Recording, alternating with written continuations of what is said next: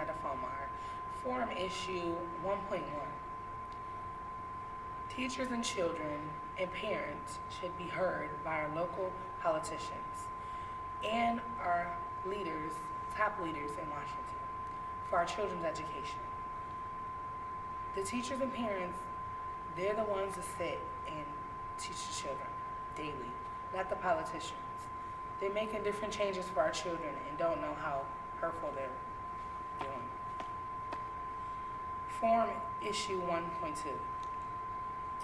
If children are able to get a quality education from kindergarten through college level, they're able to get a good job and have a decent life.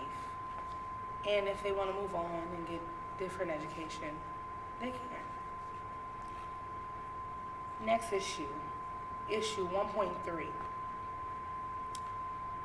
You have the good teachers that are there for the children. They're ready for the children to learn. They're eager for them to do whatever, have good passion for them. Teachers is not for everyone. Everyone is not meant to be a teacher. Next, you have teachers that don't care and is just at a job for the paycheck, have a terrible attitude towards the children, and that makes a negative classroom climate. And children are not going to want to learn if the teacher's negative. And I feel like they shouldn't be able to work there. If you don't want to be with children, don't pick that field. You should have that passion for them. The next thing would be approaches to learning environment. What promotes best growth and development for a child? I feel like having a creative environment for the children. Find the child's interest. If you find their interest, they're willing to learn new things. They ask you something, hey, what about a beetle? You go look up a beetle, and there's plenty of things to look up about beetles and different bugs. And just make it fun for them, not drill kill kind of thing. Welcoming the children every day, like, hello, how you doing, how you feeling? They love to hear that just as well as we do as teachers.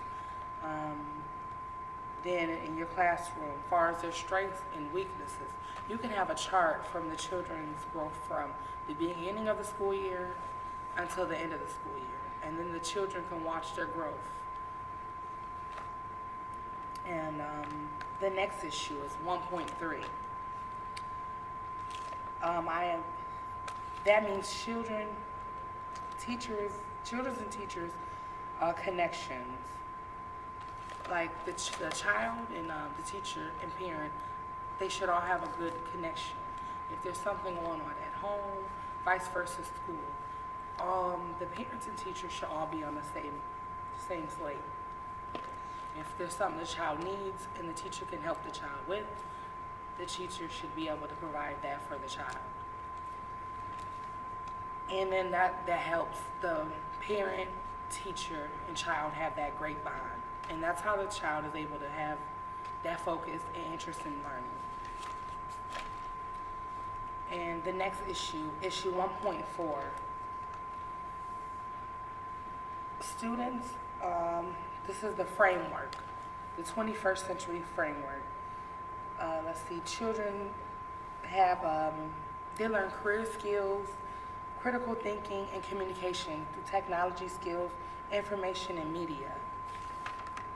And schools should build foundations combining the entire framework necessary to support the system, as far as the assessments, curriculum, professional development, and learning environments. Students are more engaged in learning and processes, so that way they're able to graduate and move up from high school level to college level, and it'll give them more go. And then our next issue 1.5. So let's see, children now these days have so much technology. way back when, it was more you going to the library, looking up an encyclopedia for things, and getting, they had, what is it, thesauruses. And then you look up that and you look up the different stuff. They have digital images. Now you can go on Google. Google's the big thing now. Wikipedia. Children have that more, and I think that takes out the fun out of the book. And they're so quick to go through tablets or cell phones instead of picking up a book and looking up the information. It's fun either way, but I think the book you get more thinking going instead of a quick, hey, let me type in what do dinosaurs do.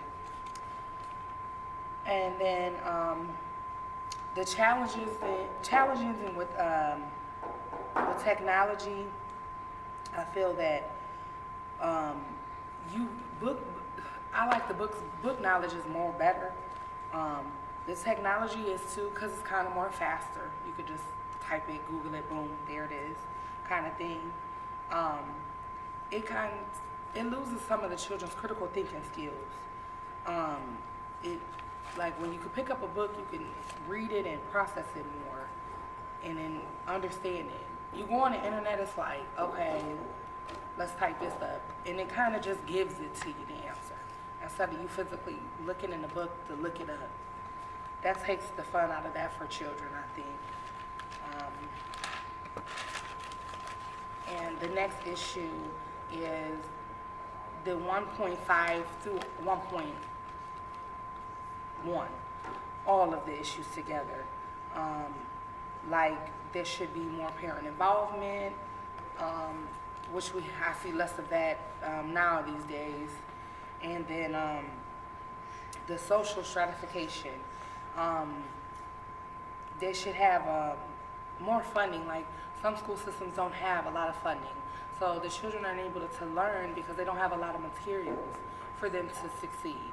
Then you have schools that are in low poverty areas where they're not able to have things like children in higher income areas. And social justice. Since education is offered to every child, that doesn't mean every child gets an equal opportunity. So every child gets education, which is true, but they kind of nitpick, oh, this school, these children are doing better at this school, so let's give them this better opportunity. Oh, these children are doing poor at this school. They might not be able to get that opportunity. Because you have children that are in low-performing schools, are honor roll students, and it's not fair. They're looked over and can't get that opportunity compared to a child that's in a higher income area and same GPA but just different area, but don't get that equal opportunity. And my experience in this education, I've been in preschool, I should say, preschool world for 8 years. I've seen it all. Parent involvement is really low now as far as teacher interaction. I see a lot of that. A lot of children, they miss their parents. They want mom all the time, or dad, or vice versa. So you're kind of like that second mom to them. And then like as far as the being in the classroom compared to being out of the classroom. I prefer when you're interacting with the children instead of walking around trying to, hey, what you doing? I like to be interacting with the children more. I love what I do.